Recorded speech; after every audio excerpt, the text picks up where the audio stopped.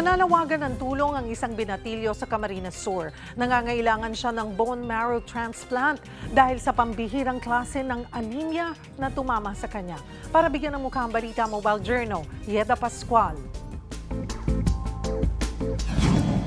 Kinakailangan ng agarang bone marrow transplant ng isang lalaki sa Camarines Sur dahil sa malubhang sakit niya sa dugo. Ipinanganak na normal na bata si Zen Parafina. Noong taong 2020, may napansin ang kanyang mga magulang. Karoon po siya ng pasa, gum bleeding po. Tapos po yung lagnat po niya talagang on and off po.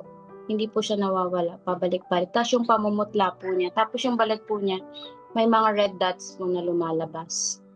Si Zen mayroon na palang severe aplastic anemia. Ito ay isang bihira at malubhang sakit sa dugo, kung saan hindi na makagawa ng tamang dami ng blood cells ang bone marrow. Pag bumaba sa 20 ang platelet, kailangan ng salina ng dugo si Zen para maiwasang maulit na magkaroon siya ng internal bleeding. 2 beses na po siya internal brain bleeding.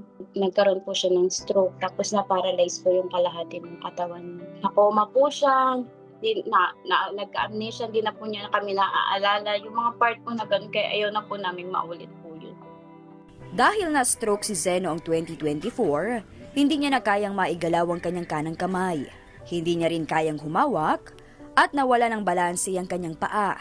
Sa dami ng kanyang pinagdaanan, dumating sa puntong si Zen, gusto nang sumuko.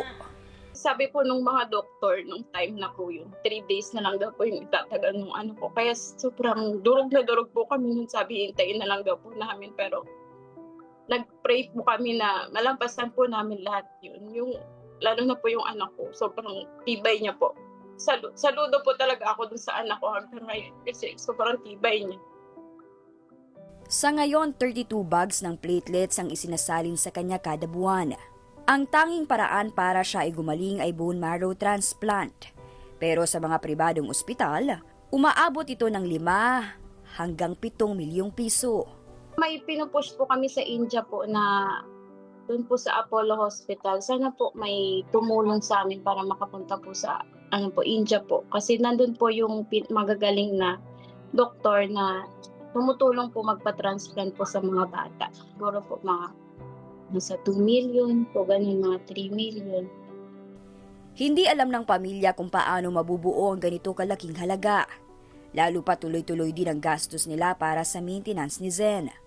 Sa oral chemo ng bata, nasa mahigit 45,000 pesos na kada buwan. Labas pa dyan ang ibang gamot.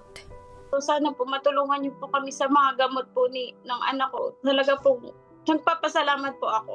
Saka po yung prayers niyo po palagi sa anak ko. Sobrang thank you po. Sana po may makatulong po sa anak ko sa mga gamutan niya, sa transplant niya po. Mga kapatid, ako po si Mobile Journal Yeda Pascual. Hatid ang muka ng balita.